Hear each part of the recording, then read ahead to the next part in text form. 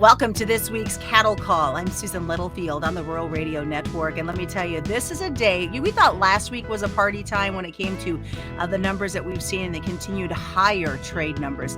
Well, this time we've got a lot that is on fire, whether it's the cash, the futures, just in general, the leverage the producer has in this market at this time. We're going to dive into all what's going on in this market and what it means in the end for our cattle producers on this week's show. As you can see, joining me, Brad Kooima. He's with Kooima Kooima Varilek out of Sioux Center, Iowa. So got to start at the beginning. What is going on that this cash is on fire? You couldn't have picked a better day to do this. I mean, this is... I'm there for you. I know. Thanks. Thanks sincerely for having me on all the time, but fun day. A day where you kind of go like, at last, right? 2 weeks ago, you and I were talking about cattle that we sold at 165 and still didn't make any money, if any at all, mostly lost money. Suddenly we've put $15 plus on the cash market. There has been a little bit of 182 bid here in the north and passed, by the way. It's a historical day. Futures made all-time ever highs today. Cash market is doing the same. And I guess, why? Well, I mean, it's a bit of a function of what the reality of what supply is. And that is we are extremely tight and we are current. So we have some leverage. We don't have to sell cattle because we haven't backlogged them. And that's because the cost of gain's high and because the weather's been so severe. So as I tried to reiterate many times here on your program, I felt like the pull ahead of the yearling crop was going to create a bigger hole between when our calves are fat. And they're not fat because the performance has been so poor this winter in the north. So it's fun. Where you can, the Packers, hey, don't sell anything unless you call me first. What a difference between begging somebody to drive on your yard, right? And bidding you for someplace out, 4, 5, 6 weeks out. So let's avoid that, by the way. Some of you tempted to give them a deal where you can sell them a month from now with some, weighted average plus thing. Shame on you if that's what you do. That's the way you lose leverage. So. Well, it's taken a while for this type of momentum to get here for the cattle industry, and it's nice to see the producers in the driver's seat. I'd say it's taken about since the end of 2016, frankly. Okay. There's been times where the market's been all right, and there's been some, times where it's been a little bit profitable. But to say you had, this kind of atmosphere, this is like 2014, right?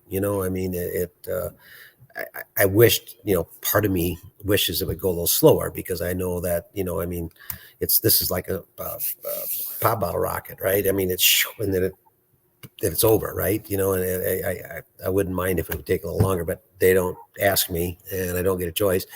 And I'll take an up whenever I can get it.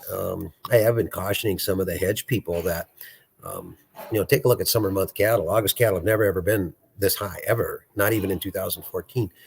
We do have calves on feed. Take a look at your break evens, take a look at your projections.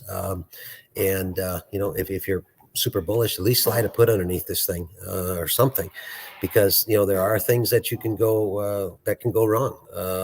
Most notably, the thing I keep worrying about in the news is this China-Taiwan situation. So hopefully nothing happens there, but, some kind of conflict there could create a problem for all of our ag stuff.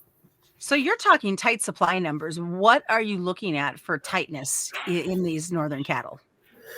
It's interesting because, the real tight numbers actually don't start until the first quarter of next year, in my opinion. Okay. That's how long it takes to have the impact of killing all the cows, and those calves went on feed.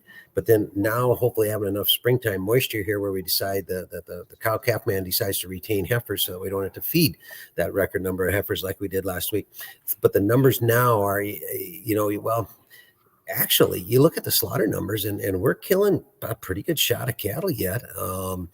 I just think that the fact that our average weights are 20 pounds below a year ago, and we have a few less cattle, and there's a fine line, like I've said before, between too many and not enough. And I think we've got the packer in a little bit of a tough spot here. Because this is the time of year where demand for beef improves. This is the time of year when they can usually get by with kind of selling it pretty high, right? As we get into the cookout season, Mother's Day, Father's Day, Memorial Day, that whole series of big beef business weekends are ahead of us.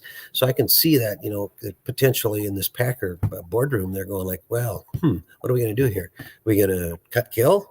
and hope that we get our packer, our help to come back. I mean, seriously, I mean, everybody's hiring, right? And this is a tough hire anyway. It's a hard work, we're in a pack and planting. So are they going to gamble that they can, take a few Fridays off or whatever, and hope that the help comes back when they're used to a 40 or 45-hour week? I would think it would be a very difficult time to be a packer, and I don't feel a bit sorry for them. It is what it is. They made $1,500 a head during COVID. It's the producer's turn to make a little bit of money back. That's just the way it's going to be, in my opinion. So are we going to have to import cattle from the South to meet the demand in the North? Absolutely, and it's happening already, particularly in these Nebraska plants. A lot of cattle moving out of Kansas to Nebraska, which is bullish. Another characteristic of a bull market is when the North is premium the South, which we very much are. $5 at least, I would say that the North is premium the South. Also very characteristic of a bull market. The North numbers are not static like the South. I mean, because of, and I don't want to kill everybody with what they know, but we typically calve in the spring, right? And then a small percentage of them calve in the fall. So you're going to get a cyclical, a change of supply in the North.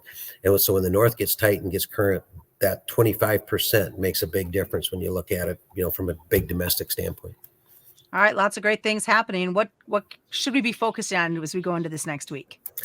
Slaughter. Let's see if the slaughter levels are stay decent. There's going to be some packers talking about cut and kill. We've already heard about it from a couple of them. This is the time of year where they typically do these cooler clean out things, which they have to, so as long as we don't disrupt the slaughter too bad and have somebody really try to take a stand, I guess I would watch that. And then, unfortunately, it probably have to still keep one eye on the news to make sure there isn't something that we can't anticipate, a black swanish type event. But otherwise, I think the supply for the next 30 to 45 days is extremely favorable to the producer. But I would just mention again to the hedgers here, keep an eye on these summer months. There's opportunity here. We're in this thing to try to make some money. So I'd pay a little bit of attention to the levels that these summer, particularly these August cattle are at. All right. Sounds good. Thanks for joining us this week, Brad. It was fun. Thanks. Yeah, no kidding. We'll see what next week brings, as I'll be doing this show from Washington, D.C.